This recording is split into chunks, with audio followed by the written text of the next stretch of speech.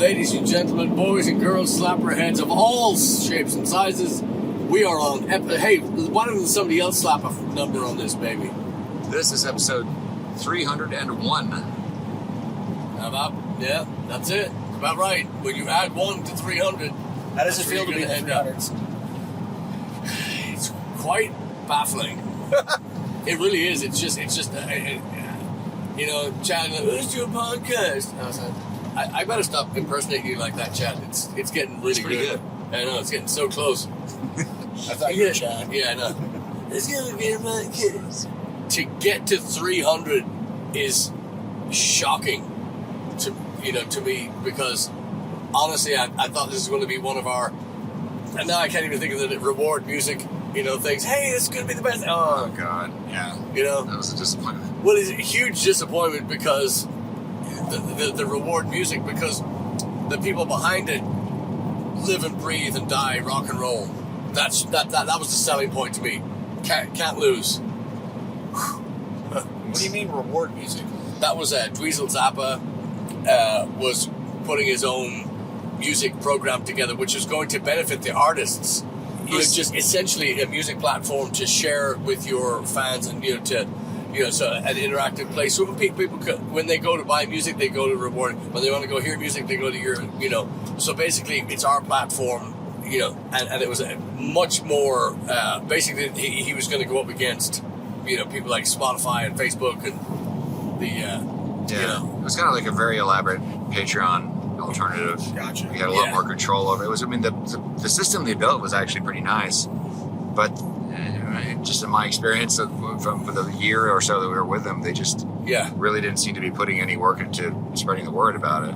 Yeah. Like nobody seemed to know about it. Well, so it was live. And it worked pretty good. It's just with the main, and also the other trouble we had was just trying to get people to sign up for it. Like everybody was like, why do I need this?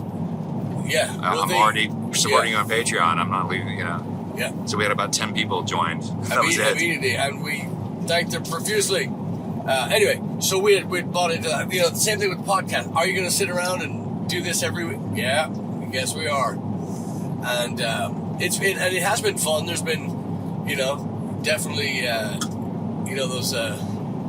those dog episodes too, where you're just at the wire and you have to throw something together, which don't typically like to do, but yeah, and to think that we would still be doing it, and weekly and blah blah blah. And so yeah, very very fun. So I know people are just on the edge of their seats and pacing the floor right now because they're just dying to know where we're going and what we're doing.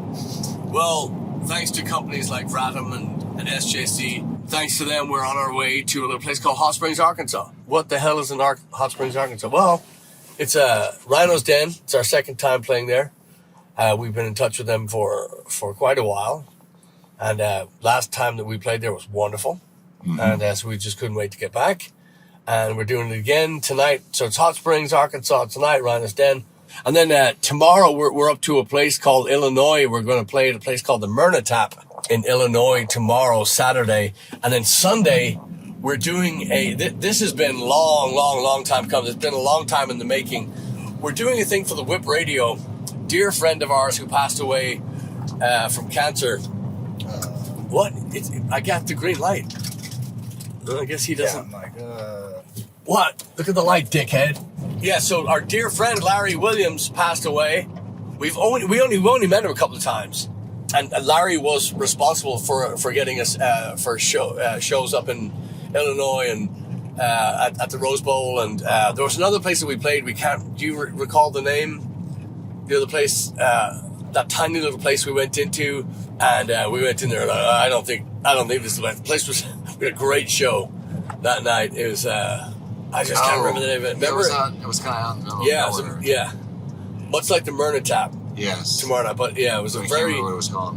Yeah. Anyway, we'll come back to that. But Larry was a staunch, hardcore live music enthusiast. I mean, he was a DJ on the Whip Radio. Lonesome Larry. Yeah, long time. Lifetime DJ. Yeah. And veteran, and just all in all around sweetheart of a man. Witty, I can't say enough good things about him. Wonderful, wonderful man, and just heartbroken that he went. Anyway, so Laurie, our Auntie Laurie, she has been putting this celebration of life together and invited us to it with absolutely 100% yes. And then we had a couple of, she had a death and I had a death in our immediate families, and we anyway, this woman is bulletproof, and I mean bulletproof. She is just the hardest working, biggest heart, sweetest person, and asked us to go and do so. So this is the second attempt that we're trying to get this celebration of life underway. So Sunday is going to be very, very joyful. Some might even say bittersweet, but it's going to be a joyful celebration of a wonderful, wonderful man and a huge lover of rock and roll. Knew everybody, all the people that go. I just remember seeing so many pictures of him with all these Americana stars and all these country stars and all these just endless. And the guy would never drop a name, just never bow up to you. Just loved the music and couldn't care less about how, having his picture taken with this celebrity. But anyway, there you go. So that's our weekend. That's our weekend ahead. Gonna be a long drive Sunday, because we're going straight from Illinois to back to Houston. So looking forward to that. Yes, we are. So that's our weekend. So now what we were talking about today, which is Chad had found this topic on his Grindr site, or was it OnlyFans? Only Grindr? We're talking about the creativity. Does creativity diminish? Does it fade with age? We were just talking about that for a second before we switched the camera on, and the first person that came to mind with me was Bruce Springsteen, because I haven't heard his latest records, the last couple of records, but I did hear some complaints about it not being as ferocious or as rockin' or as ever. That's the first thing that comes to mind. But the other thing that comes to mind too is the paycheck. Once you've been out on the road for so long, you know, do you then do the Randy Newman and do the Toy Story, or do you take that big paycheck? You've done all the work. Like a John Prine. John Prine is, was one of those guys that just didn't seem to change. He was the AC/DC of that. It's just of course, music changed, but the songs always hit that mark. So what do you think? I think they evolve. I don't think it diminishes. I think maybe the motivation side does. Like, you might not be as gung-ho in your 60s and 70s if you're in your 20s, but I don't know. I mean, if you're basing the creativity off the success of what people like it or dislike it, oh man, it's almost impossible to judge, in my opinion. I mean, he might go, dude, I absolutely want to do a record of ballads. Like, I'm inspired to do that. This is my creative time for that. And people go, it's not hard enough for it. But he didn't lose his creativity, but I don't know. I think it changes. I think it also changes with who you play with. The bands change. And so your supporting members can affect your creativity. Change it. Couldn't agree more. I don't know. I look at bands like Green Day. I like the newer shit. Almost more than the old stuff. And I love the old stuff, but it's just so much more mature. I'm with you. I think it's better. On the Green Day thing, I was never a fan when they came out. Didn't hate them. I just didn't, I don't know Blink. I don't know any of their stuff. Yeah. However, when you played the latest Green Day record, I was like, that's some good stuff. Now, what I really love about that was then finding out how hated they were for selling out. Meaning writing hit songs and selling out arenas and on and on and on and on and on. See, I can see the Metallica. I can see the disconnect with the Metallica fans, because when we started listening to Metallica, it was Whip or Kill 'Em All and Ride the Lightning and Master of Puppets, and that's it. The other stuff that came out, they did have decent stuff, but it wasn't anything close to what we were used to. So it was that was the end of them. That was the end of the end of the career, I did see a comedian speaking about having a younger girlfriend, and again, I'm not doing the bit for you. I'm not doing the bit, but it was hysterical because she was so much his junior that he was able to, and it's not Matt Gates. She was so much his junior that he was able to pick an artist and say, well, yeah, Guns N' Roses released Appetite for Destruction, and then Axl died. He said, because if you do something that I don't agree with, you're dead to me. And because she's so young, she's not asking any questions, so she thinks that, he said that, and she was really shocked when Prince and David Bowie died again. And anyway, so the Green Day thing, I was blown away to find out how hated they were in the punk rock scene. Again, punk rock scene to me was Stiff Little Fingers, Sex Pistols, Dead Kennedys, Killing Joke, that kind of stuff. Not Green Day, not that kind. Pop punk. The pop punk, but even still, Yeah. to me, it's just rock and roll. It's just rock and roll, man. Yeah. Billy Joel said it's all rock and roll to me. Got it. Still up. So I had to jump in on the Green Day. Yeah, I think when they changed labels, because they were on that small label. Yeah. I can't remember the name of it. They were on that small label, and then when they changed over, because I watched the thing on this, the label was like, hey, what's happening here, And that's where I think the whole sellout thing came, Yeah. And they were banned from playing their original, the place that they broke their teeth, cut their teeth in, So, Chad, question. You can't be successful. Like, yeah. What is that? Yeah, so Bowie's last record was what? Black Star? What was it? Black Star, yeah. Black Star. So, now granted, David Bowie was a chameleon of rock, not a karma chameleon. He was just, not a chameleon, but he was a different butterfly every time he came out. He was just a different, everything seemed to be different. Just throw away the last record and start, but his fans, that's what they wanted. Yeah. However, he wouldn't come out with a country record, collaborate with Garth Brooks or something, and, Right. But again, so my question is this: if David Bowie was alive, he's dead. Yeah. If he was alive today, as the music, as his catalog grew through the ages, what would you think the next one would be? Would it be as good? Would it be as? Yeah. What's your take? That's a really good question. I know. I think that there's no question he would have continued to work, because he just never. I mean, even as he was dying, he continued to write. And as far as I understand, like even after Black Star, he was still demoing and recording things. So that exists somewhere. Whether or not we're ever going to get to hear those unfinished songs, I don't know. But I don't know. I think he just would have kept something he did repeatedly throughout his later years was pick up things he liked from new trends. He did that in the 90s when the jungle beat thing was going on, and he put that in the Earthling album. And one of the really cool things I really loved about Bowie is that he would, all these legions of musicians out there whom he inspired, including like Black Francis of the Pixies.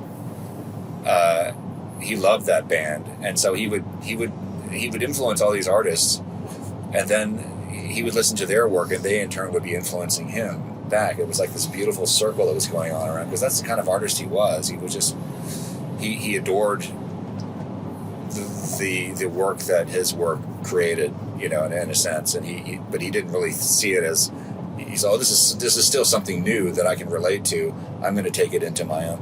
So it's kind of unpredictable. He really is unpredictable. But yeah, right. He probably never would have done a country record. Although some of his earliest, it's kind of funny. Some of his earliest songs, like on his first couple albums, do have a little bit of country twang to it. Now that I think about it, but he I don't know. His tastes were kind of predictable, but also kind of not. There was the hard rock, there was the R&B, and a little bit of dance pop and stuff, and so everything kind of was in that. But I think Bowie had his unmistakable stamp on all Bowie stuff. It didn't matter if it was Let's Dance or if it was, Aladdin Sane. It didn't matter what era it was. It always had that Bowie shine to it, or that Bowie, that flavor, whatever you want to call it.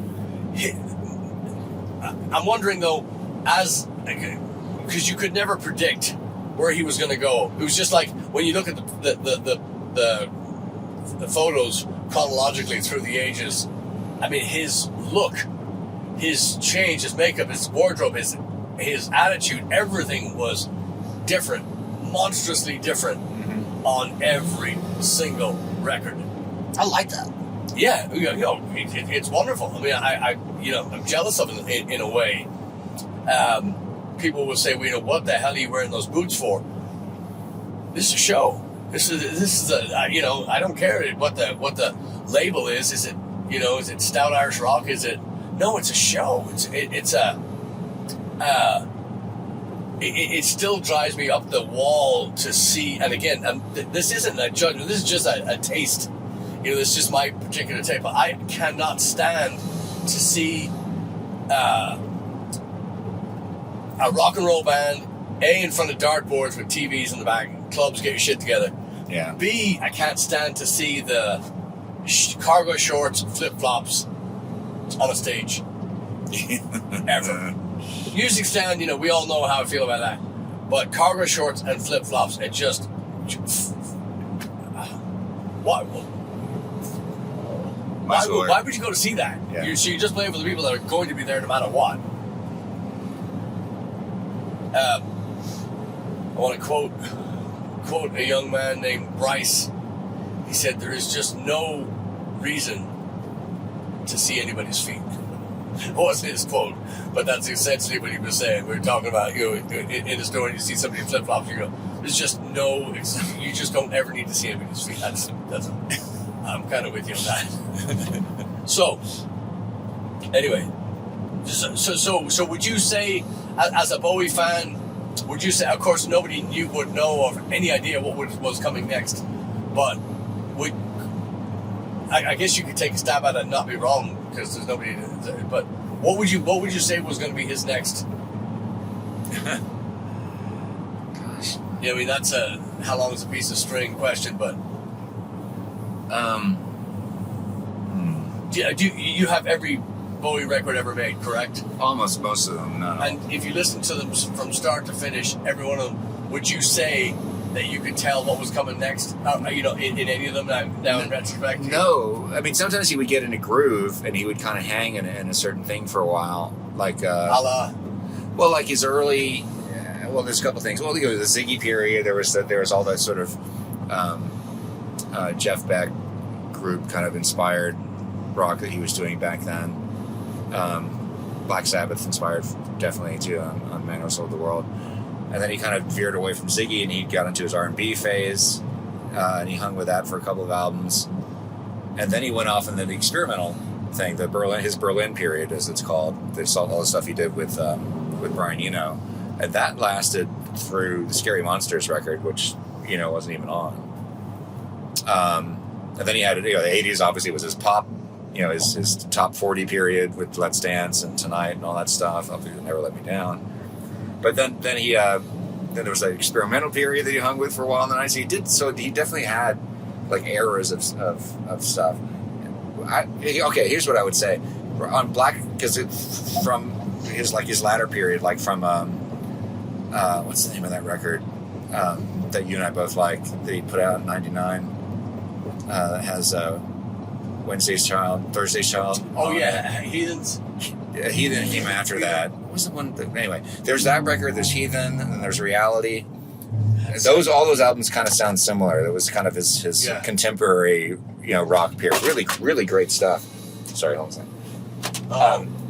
But on Black Star, he was getting back to his experimental thing. And it seemed like he was really kind of embracing that kind of, it sounded more like, a lot of the stuff on that record sounded more like what he did in the mid-90s, like on the Outside record. Some of it harkened all the way back to the stuff he did with Eno, too. Well, he did do, the Outside record was with Eno. But that would be my guess, is that maybe he would have hung with the darker experimental thing for a while, since that seemed to be what he was into at the time. Yeah. But that was also probably because he was dying. You know, some of the songs on there are about dying. That's my guess, but I there's no way obviously anybody's gonna have. But maybe at some point those unfinished songs will come out. Maybe. Who knows how unfinished they are? He had already sent them. Tony Visconti said he had already sent them a few things. I mean, David had sent him a few things before, like a month or two before he passed. Yeah, that would be my guess. Chronologically, when you go through the Thin Lizzy catalog, when you go through all those, as the 70s came to a close, they all started getting into the heavier guitar, the bigger guitars, the more, of course, much better gear, much better sound equipment and amplifiers and all that stuff. So the stuff just got more polished. Of course, the 80s come along and you just got that sheen, that sparkle on everything.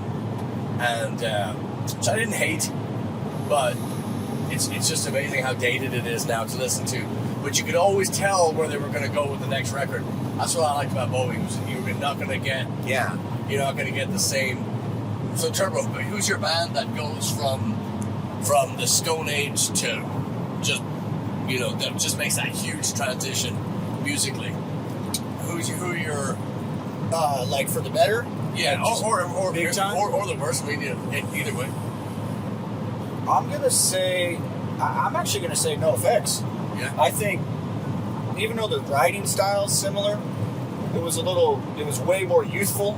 Yeah. And I think the new stuff for the last 10 years, it still has that humor, has that punch, that edginess to it, but it's definitely better playing, better songwriting. Like, when their Wolves and Wolves Clothing album came out, I go, these dudes, even the Record to Decline, I go, these dudes are on a different level. Like, it's like somebody just polished them all up. Yeah. So I think that band for sure.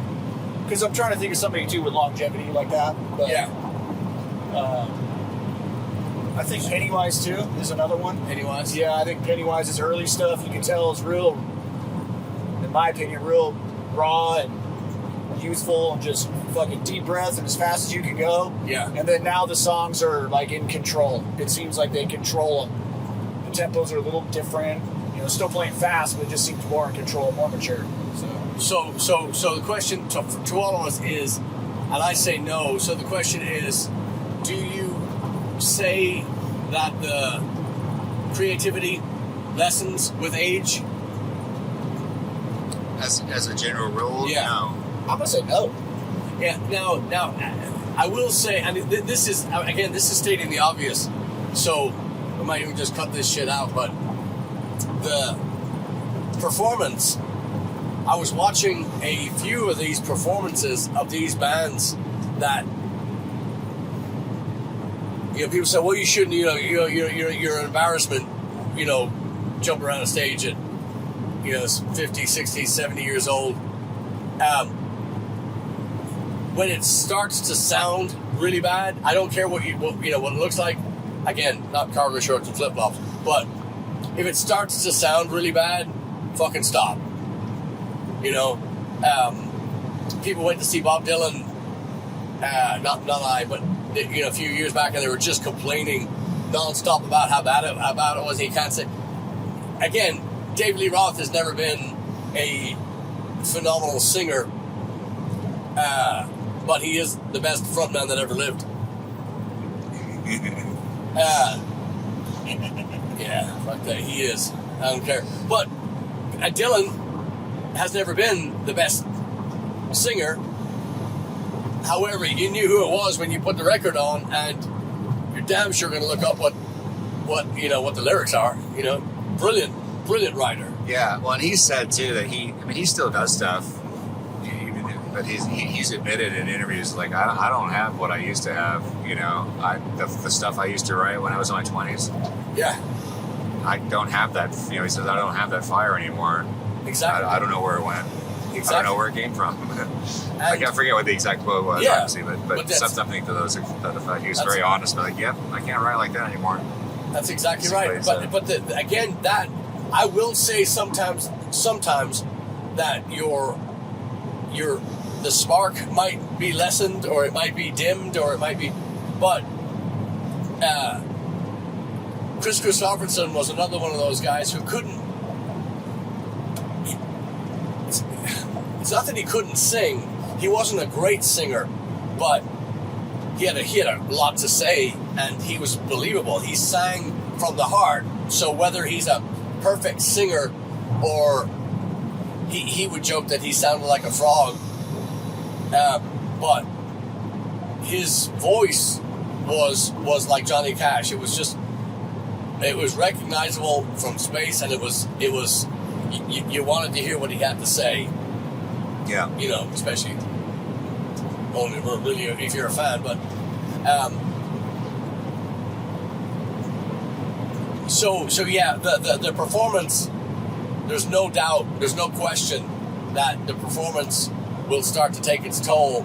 For sure. But when you can't hit the notes and you can't do the songs, you really need to back it in, you know, just unless people want to go and see that, but because when you go to see a concert and everybody's singing, then that's all you're going to hear is everybody singing. I don't want to hear that. Right. And if they can't do it, I don't want to hear that either. So my preference is somebody to get out there and do a hell of a show in, you know, have their feet covered, long pants.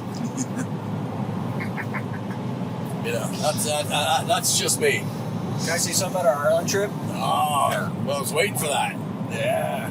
There's going to be a second turbo coming on this trip. Yes. You're going to be playing Kurt or Kevin? Yeah, we'll be playing Kurt or Kevin on the trip. So my twin brother's coming.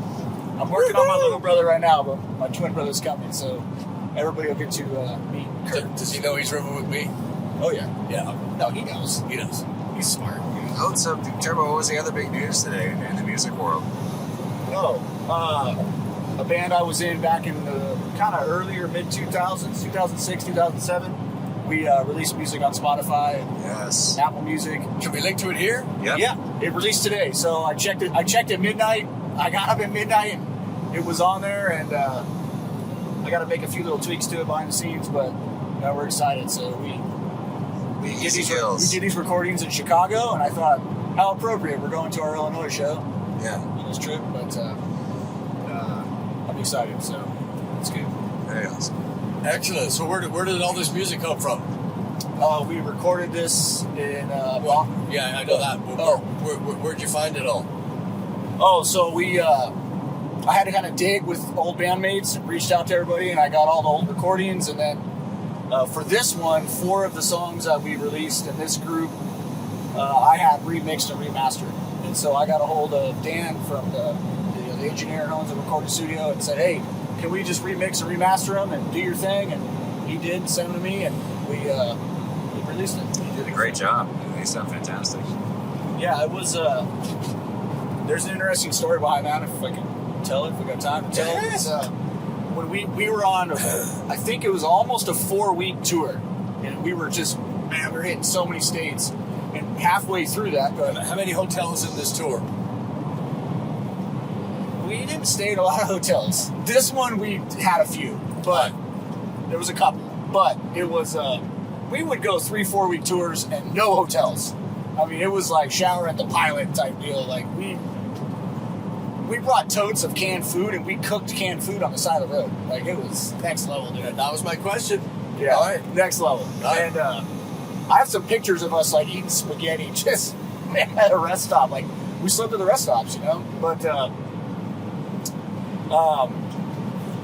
we when we showed up in the recording studio, that we got there at night, but then we started setting up first thing in the morning, and I took a terrible phone call, and someone close to me that died in a car accident, and I needed to fly home, and so Dan was so gracious. He's like, guys, we can reschedule, you can come back. And I couldn't get a flight till the next morning, and I just said, look, let's just record all the drum tracks and just knock it out. And I told all the guys, I go, unless it's music related, just don't talk to me. And they literally, we knocked them all out in one day, and I flew out, early in the morning, and the guys stayed and recorded the rest of the record while I was gone. So, but and then that band kind of ended after that. It kind of rippled, and so we never released it. And I was like, why? I don't want this to die. I want this to be out there, And so that was my That was my intention. It's been really cool. I feel like I'm long-winded here, but it's a lot of people that I haven't talked to in 20 years, 15, 20 years. They're all starting to like talk to each other again, and it's sort of lit this fire, and I like that part of it. It makes me really happy. So you give me 2 weeks notice? Fuck no. You're stuck with me, boss. No, me CB. Not Oh, here. yeah. I was like, no, what are you saying right ridiculous. now? You were doing so good. So is there a social media page? Is there somewhere where people can go and? Yes. So we just made one, because back then we didn't have. I don't think you could think Instagram was a thing back then. But it was. We just. Whoa, careful. I see it. We. It's the handle is the Easykill Kids, and I'll give you the links to it. Okay. You guys want to put up? Yeah, for sure. Man, I'd love to check it out. So we have another release coming out December, I think 10th is the next. I have to confirm that date. It's either the 5th or the 10th is the next batch of songs coming out. So there's like another 7 or 8 coming out, and then I got my hands on all the demos. So we're just putting all those together. I know the guys now are like, hey, let me go in and redo vocals and redo this. I'm like, nah, we're gonna release this, and then if we redo it, we'll redo it. But let's let it rip. Right. Now, should people expect songs of worship? What style? What style are we going? We kind of always labeled it jazz. Jazz. Like jazz. No, this is close though. No, this is more punk rock, little post-hardcore in there. What's the lineup? The first songs that came out were all written and recorded with me, my brother Kurt, and Sean. So us three. We had a couple different bass players play with us. We had 4 in that band. That seemed to be our kind of revolving seat. But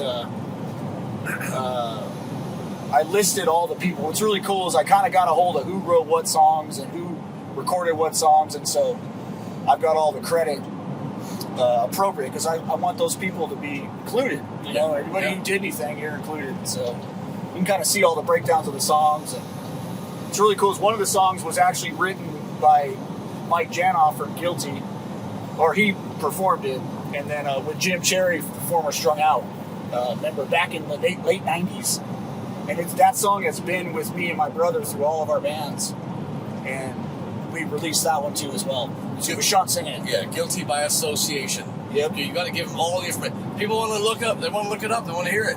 Yeah, Mike's band, Guilty by Association, out of Las Vegas. You played with them before? A couple times. They band for about 20 years or so, kind of on the same as Blaggards, but good guy. Man, they got some good shows coming up. You guys should check them out. Yeah. So they're, in my opinion, they're like a Descendants, kind of like that 90s punk, but man, they got awesome players. The drummer's amazing. So let me ask you another question. Yeah. Since we're talking about the Easykill. So first song that comes to the top of your head, what song would we cover? Go. Lifetime. You've said that before. Yeah. So now we know he's not lying. Yeah. I don't lie. What I lie about? We got to turn the camera off. Oh, God. Yeah, we can. Here, I like that shirt. You guys see this shirt? Look at this shirt. Oh, yeah. It's Where'd you get the shirt? It's called Victoria's Secret. I don't want to talk about it. Yeah. It's just, dude, everybody's got kids, and we're, like I said, we're in an older phase of our life, and my goal with all of this was just I didn't want it to just stay in the chest, right? It's just locked up in the closet. And I'm like, what is it doing in there? It's Locked in the closet. We should cover that. There we go. I like it. Do you know who sings that? No. Chad, do you? No. R. Kelly. Oh. Is this serious? Yeah. I don't know if it's locked in the closet, but he did this whole thing where he did this, I'm going to say musical, where he just sang everything, and it was something about in the closet. Yeah, and, they made fun of it on South you can Park. look it up. It's probably right beside the Easykill page, the Easykill Kids page. Yeah. On Grindr. They follow each other? Yeah. Yeah, it's exciting. It's fun. Yeah, that's it. That's a lot of work too. You've been chasing this stuff down for a while. Yeah. And it's nice that the release date came and you're that's a one demo song kind of got hooked in there, and the only way I could get it out was I had to kind of pull the whole project down and delayed it. I was like, you know what? I'm letting it rip. And so once the next release, the studio version of that song is coming out, and then I'll be able to update that one as the demo version. But until you can't do that, I guess I didn't know that until you have a studio version out. Then you can list it as a demo version. Yeah, gotcha. That's exciting. So there's got it's on Apple Music, Spotify. I mean, all of them. You know, I don't think Pandora's been approved just yet, but there's it went out on all the majors this morning. So that's one. That was really exciting. That's I love the music that's been, that's come from an honest place, and obviously that was. You don't spend 4 weeks in a van eating SpaghettiOs, if you don't believe in it. Yeah. You know what I mean? I mean, you do if you got somebody at home, that you want to get away from. But just on a regular, just on a human level, you just can't get behind something like that. Of course, I always bring it back to present day because obviously we're doing this. We're doing this obscene number of miles to go and play these shows. And I bring it back to present day because last Wednesday we had a tremendous rehearsal. Wasn't near as long as I wanted, but it was, we broke through a lot of bad habits, or we eliminated a lot of bad, and we just really tightened the screws in some of them. So this coming weekend, you're going to find us at T-Bone Tom's and the second annual Home Sweet Farm Pirate Festival. Yes. And there's going to be some surprises, and it's well worth. If you're coming to T-Bone, if you're coming to both, great. But if you're coming to T-Bone Tom's, well worth calling them and reserving a table. We have some friends from Whispering Grove coming out, the Whispering Grove Fair coming out, and we have a nice surprise on that day, and then the Pirate Festival is just going to be. I'm so giddy about it. So yeah, it's gonna be fun. Yeah. The Home Sweet Farm, Julia and Cameron went all out, and I mean all out. So there's going to be vendors, there's going to be food, there's going to be. It's always a blast in Brenham, but they've really. Are the vendors going to be street vendors or in the back? I think it's going to be street. I don't think they're going to put. So much room. Yeah. I wasn't sure they were going to do like on the sides or something. I think they're going to do street. Okay. But the decorations and the advertising they've been doing for it, and they made their own koozies. They made their commemorative koozies for the event. So all that's coming up. But we're talking about 2025 Ireland as well. The deadline is fast approaching for the discount. The discount's going to end on Thanksgiving. So if you can sign up, do so. And this one's going to be the one. Yep. There's going to be a little bit of a focus this time as well on Thin Lizzy. We're gonna go visit the grave. We're gonna go Phil Lynot's grave. Yeah, we're just gonna do a lot of we're gonna have options to go hiking and Euro neighborhood. Yeah, it'll be fun. Yep. Alrighty. Yes, indeed. So let's wrap this baby up. So you're gonna sign up for Ireland. That's your job. We're gonna Easykill the. Oh, you wanted to shine light on the song. All yours. We'll save it for the next one. Really? Yeah, we'll save it for the next one. We're going to do tomorrow. The what? We'll record 302 tomorrow. Yeah. Why? Because we've got an hour. Because I gotta look up the name of the song. Oh. Okay. Catch my cue, boss. All right. I'm driving. I'm saving this from fucking 18-wheelers. Unfair cue. Okay, so go ahead and yes, sign up for Ireland, and let's see you at T-Bone Tom's this week, and also Home Sweet Farm. And remember, we love you. Many don't. See ya. Bye.